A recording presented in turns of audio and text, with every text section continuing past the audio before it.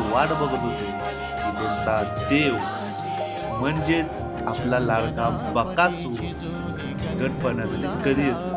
आणि शेवटी तो क्षण आलाच.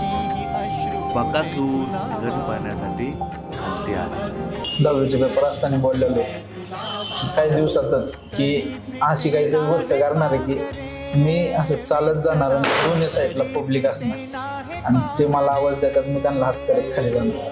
म्हणजे ही गोष्ट मी 10वीत असताना बोललो. सुटला गट क्रमांक या मैदानाचा 31 सुटला आणि 31 मध्ये पाहायला मिळते कोण होतोय सेमीसाठी पात्र आणि कोण होतोय याच्या मानकरी.